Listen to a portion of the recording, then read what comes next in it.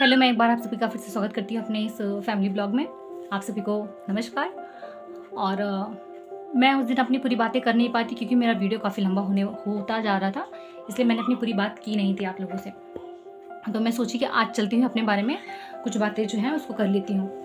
तो जैसे कि आप लोग मेरा थंबनेल देख के समझ में ही आ गया होगा आप लोगों को मैं किस बारे में आपसे आज बातें करना चाहती हूँ।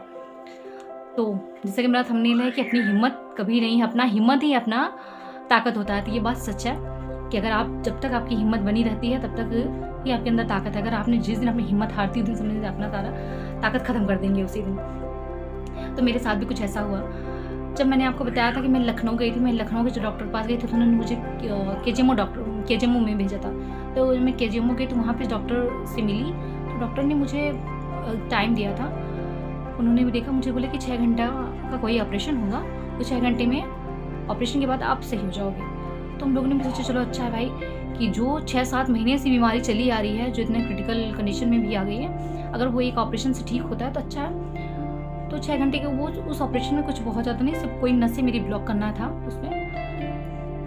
बट क्या है कि वो केजीएमओ उस टाइम पे बना हुआ था, कोरोना का स्पॉट बना हुआ था। तो उन्होंने मुझे बोला था कि आपको क्वीन मैरी में, उनका क्वीन मैरी केजीएमओ का एक संस्था है, वो भी एक पार्ट है। तो उन्होंने मुझे बोला था कि आप वहीं से पहले अपना रेगुलर चेकअप करा के आइएगा, फिर हम यहाँ पे आपका ऑपरेशन करेंगे, फिर उसके बाद मैं तुरंत फिर आपको वहीं पे भेज दूँगा, क्योंकि वहाँ की नर्सेस के आगे का सारा काम आप वहाँ की नर्स से देखेंगे, क्योंकि यहाँ पे आपको रहने लायक नहीं है, यहाँ पे कोरोना का पूरा स्पॉट बना हुआ है। तो मैं उससे तो ठीक है, चलो अच्छा है, इतने दिन की बीमारी अपनी 6 घंटे की बीमारी में 6 घंटे का ऑपरेशन में ठीक हो जाएगा, बहुत अच्छा। बट हम लोग जब गए वहाँ पे 1 हफ्ते बाद उन्होंने बुलाया था, क्योंकि अपॉइंटमेंट तुरंत तो कर नहीं सकते, 1 हफ्ते बाद उन्होंने अपॉइंटमेंट दिया था उनको जाने के लिए। हम 1 हफ्ते बाद वहाँ जाते हैं, तो पहले मैं क्वीन मैरी जाती हूँ। जब क्वीन मैरी जाती तो वहाँ की जो एचओडी डॉक्टर थी, उन्होंने मुझे देखा और कहीं उन्होंने जाने ही नहीं दिया मुझे। वो बोले कि आपको यहीं पे ही। तो जब क्वीन वहाँ की एचओडी डॉक्टर जो थी, तो उन्होंने मुझे वहाँ से आने ही नहीं दिया और उन्होंने बोला यहाँ पे हम इनका खुद जाँच करेंगे। तो केस एचओडी मैम के पास भी चला गया था। तो फिर उन्होंने मेरी जाँच किया, वहीं पे तब मुझे पता चला था कि मुझे ट्यूमर है और मेरी कीमोथेरेपी होने वाली है। मेरी कीमोथेरेपी भी 6 महीने हुई थी।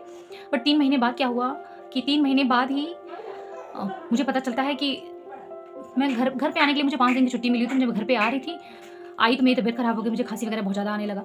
जब खाँसी वगैरह आने लगा तो मैंने इनसे, नाक से खून भी निकलने लगा था। मैंने इनको बोला कि लगता है मुझे कोरोना वगैरह हो गया है। तो बोले नहीं, तुमको तो जहर जैसी दवाई चढ़ रही है, तो तुम्हारे शरीर में खुद ही जहर बना हुआ है, तो तुमको कैसे हो सकता है कोरोना वगैरह। तो फिर भी हम लोग सोचते हैं नहीं ऐसा नहीं है, अब चल के दिखाना चाहिए डॉक्टर के पास। तो हम लोग गए वहाँ पे, अपना टेस्ट मैंने कोरोना का कराया, फिर मैं घर आती हूँ। तो उसी दिन रात से क्या होता है, मेरी खाँसी मुझे बहुत ज़्यादा आने लगती है। मैं जाती हूँ फिर से हॉस्पिटल मुझे एडमिट किया जाता है, फिर खांसी बंद करने के लिए। वहाँ के डॉक्टर को भी नहीं पता था कि मुझे कोरोना हुआ है। तो फिर उसके बाद क्या हुआ कि मैं दोपहर तक मेरी रिपोर्ट भी आ गई थी। वहीं पे रिपोर्ट आई तो रिपोर्ट से ही पता चलता है कि मुझे कोरोना हुआ है, और मुझे ये बात नहीं पता थी। और मेरी वजह से मम्मी, मतलब मेरी सासू माँ है, वो मेरी सेवा करती थी, मेरे साथ साथ रहती थी। तो मम्मी को भी, एक तो मेरी इम्यूनिटी कमज़ोर थी और फिर मम्मी भी थोड़ी एजेड हो गई थी, तो मम्मी को भी मतलब हो गया। और फिर नहीं भी होता तो मेरे साथ इतना लगी रहती थी वो, इस वजह से मम्मी को भी हो गया था। तो ये मुझे कहे 2-3 जगह लेवा के भी गए, मतलब जौनपुर लेवा के गए, बट वहाँ पे भी हॉस्पिटल कोई खाली नहीं था। फिर बोले चलो घर पे ही लेके चलते हैं, घर पे ही सेवा करेंगे। ये तो बात है कि इन्होंने क्या कहते हैं कि मास्क लगा के इन्होंने मेरी सेवा की है। मुझे भी कोरोना हुआ था, मम्मी को भी कोरोना हुआ था, बट मैं बहुत क्रिटिकल हो गई थी। मेरी तबीयत धीरे धीरे ख़राब होती जा रही थी और मैं दवा भी बिल्कुल नहीं खाती हूँ। दवा मुझे बिल्कुल नहीं पसंद है, क्योंकि मेरी वैसे तो किसी को नहीं पसंद होती है दवा, बट कीमोथेरेपी जब होती थी मेरी, तो वो बॉटल से मुझे मेरी नसों में दवा जाती थी। उसकी वजह से मैं 5-5, 6-6 दिन पड़ी रहती थी बिस्तर, मेरी आँख भी नहीं खुलती थी। तो उस टाइम की बात ये था। पर कोरोना के टाइम पे तो मुझे दवा खानी पड़ती थी और वही मुझसे नहीं होता था। उसके लिए ये ज़बरदस्ती जिस रूम में मैं रहती थी, रूम में आके ज़बरदस्ती दवा खिला के ही हटते थे। और भी बहुत सारी से, क्योंकि मेरी तबीयत तो पहले से मैं कमज़ोर थी, कोरोना हो गया उसी में और सब। तो ये कभी भी मतलब इतने दिन से अंदर से टूट भले गए थे, बहुत ज़्यादा टूट गए थे मेरी बीमारी को लेके अंदर ही अंदर। बट इनकी आँख में आंसू तब आ गया जब मुझे कोरोना हो गया, क्योंकि तब ये मम्मी से बोलने लगे, मम्मी मैंने इसको हर तकलीफ से मैं बचाने की कोशिश कर रहा हूँ, कर भी लिया, और उससे तो उसको काफ़ी रिलीफ भी हो गया। बट मुझे ऐसा लगता है मैं कोरोना में इसको बचा नहीं पाऊँगा, क्योंकि मेरी तबीयत ख़राब होती जा रही थी और मुझे देख के मतलब ये परेशान थे। और फिर क्या हुआ, कोरोना भी ठीक हो गया क्योंकि अपनों का प्यार था और सबका आशीर्वाद मेरे साथ लगा। आपको सच बताएं, मेरे इस कीमोथेरेपी से मैं लेके पूरी बीमारी के बीच में मेरी फैमिली ने बहुत ज़्यादा संघर्ष भी किया और बहुत साथ भी दिया है। साथ साथ मेरे जो नेबर हैं, सब मेरे अड़ोसी पड़ोसी हैं, ये सबने मुझे बहुत सपोर्ट किया, बहुत ध्यान दिया है मेरा। तो फिर उसके बाद क्या होता है कि जब मेरे ये कोरोना वगैरह ठीक होता है तो मुझे फिर हो जाता है चेचक। मेरा चेचक भी काफ़ी ज़्यादा होता है, वो भी ठीक होता है किसी तरीके से। फिर मुझे लास्ट में हो जाता है लीवर पीलिया जब हो जाता है तो उसमें लीवर कीमोथेरेपी की होने की वजह से लीवर मेरा मतलब सहन शक्ति एक होती है, वो दवा की वजह से मेरा लीवर डैमेज होने लगा था। तो वो भी डॉक्टर वहाँ की इतनी अच्छी डॉक्टर थी, उन्होंने मेरी दवा कर करके उसको भी ठीक कर दिया। ऑपरेशन की नौबत आ गई थी बट ऐसा कुछ नहीं हुआ, ठीक हो गया मेरा वो लीवर भी ठीक हो गया। मैं जैसे कि मैंने अपने थंबनेल में लिखा है, बताया है आपको कि यमराज सच में मेरे साथ हमेशा खड़े रहते थे।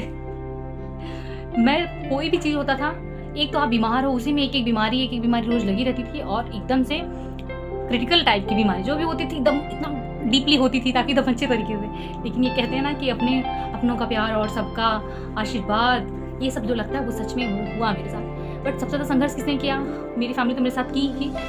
इन सब के बीच में मेरा बच्चा बहुत ज़्यादा संघर्ष किया क्योंकि वो 6 साल का ही था और वो मैं अपने सास ससुर की अकेली बहू हूँ। तो मेरे सास ससुर और मेरे हस्बैंड मेरे साथ रहते थे लखनऊ में और मेरा बच्चा कभी दादी के घर, कभी नानी के घर पे, कभी बुआ के घर पे, कभी नानी के घर। 4 दिन या 5 दिन की मुझे महीने भर में छुट्टी मिलती थी। 4-5 दिन के लिए मैं घर पे आती थी, दूसरी में वो आता था, हम लोग को देखता था, फिर उसके बाद वो चला था। जब मैं जाने वाली होती थी पहले उसको बुआ के घर पे या फिर नानी के घर पे हम लोग छोड़ते थे, तब जाके हम लोग जाते थे हॉस्पिटल। उसने बहुत ज़्यादा संघर्ष किया है मेरे साथ। तो मैं भी भगवान से यही मनाती हूँ कि ऐसा कुछ ना हो मेरे साथ अब कभी भी, या फिर मेरे किसी को भी ना हो जिससे उसका परिवार फिर उसका बच्चा दूर जाते हुए दिखे। और जैसे कि अभी भी मेरा रूटीन चेकअप चल रहा है। मैं रूटीन चेकअप के लिए जाती रहती हूँ हर तीसरे महीने पे। और रूटीन चेकअप मैं खुद के मतलब डॉक्टर ने तो वैसे मुझे 6-6 महीने पे बुलाया है रूटीन चेकअप के लिए, बट मैं हर तीसरे महीने जाती हूँ रूटीन चेकअप के लिए क्योंकि अंदर से एक डर बैठा। क्योंकि जो किसी के साथ कहते हैं ना कि अगर एक साथ कोई किसी चीज़ से धोखा खा जाता है तो उसको बहुत ज़्यादा डर लगा हुआ था। सेम मेरे साथ भी वैसा हुआ। जो ये मैंने सारी बातें आप लोगों से शेयर की हैं उसका यही मोटिव है कि जो मेरे साथ हुआ मेरी अज्ञानता बस हुआ, मुझे किसी चीज़ के बारे में नॉलेज ना होने की वजह से ही मेरे साथ ये सब कुछ हुआ। बट मैं ये चाहती हूँ अगर मेरे इस वीडियो के जरिए किसी एक पर्सन को भी अगर फ़ायदा होता है, मेरी तरह नज़रअंदाज नहीं करता है, कोई मेरी तरह गलतियाँ कर रहा है तो कभी ये गलती ना करे कि अगर उसको कोई भी प्रॉब्लम होती है वो ज़रूर डॉक्टर के पास जाए और डॉक्टर से कंसल्ट करे अच्छी तरह से। क्योंकि आप तो बीमार होते ही हो, आप तो बिस्तर पर पड़ जाते हो, बट आपकी फैमिली बहुत संघर्ष करती है आपके साथ। और बस वही मेरे साथ भी हुआ था। इसीलिए मैं ये वीडियो उस दिन जो बनाई थी मेरा आधा ही हो पाया था और आधा मैं आप लोगों के साथ फिर मैं बना रही हूँ। और हौसला रखने वाली जहाँ तक बात है, कभी भी किसी को हौसला नहीं हारना चाहिए। मैं तो बहुत जल्दी नेगेटिव हो जाती हूँ, बट मेरे हस्बैंड जो है बहुत ही पॉजिटिव पर्सन है। उन्होंने मुझे हौसला दिया, मेरी हिम्मत बनाने के लिए वो थे, बस उनका ही साथ है। और आपको सारी वीडियो के जरिए मुझे पता ही, आप लोगों को पता ही चलता ही होगा कि मैं उनका मेरे लिए क्या मायने रखते हैं वो, क्योंकि उन्होंने बहुत ज़्यादा मुझे ना बहुत हिम्मत दी है, जिसकी वजह से मैंने ये सब कुछ फेस कर लिया। मैं तो बहुत नेगेटिव पर्सन हूँ, मतलब कोई बातें होती है छोटी सी बातें मैं इसको इतना बड़ा सोचने लगती हूँ। पर उन्होंने मुझे समझाते हैं आज भी, अगर मैं कहीं भी गलत हूँ या फिर कुछ भी नेगेटिव मैंने सोचना शुरू किया किसी भी मामले में, तो वो मुझे पॉजिटिव, उनके थॉट इतनी पॉजिटिव रहते हैं ना कि मैं उनकी बात सुनती हूँ तो मुझे लगता है बस बहुत एनर्जी मिल गई मुझे, सब कुछ बहुत अच्छा है। तो ठीक है, मैं इसी के साथ अपना वीडियो एंड करती हूँ और आप सब लोग अच्छे से रहिए। यहाँ पे गर्मी बहुत पड़ रही है, आप लोग अपनी गर्मी में अपना ध्यान जरूर रखिए। ठीक है, बाय, धन्यवाद लास्ट तक वीडियो में बने रहने के लिए।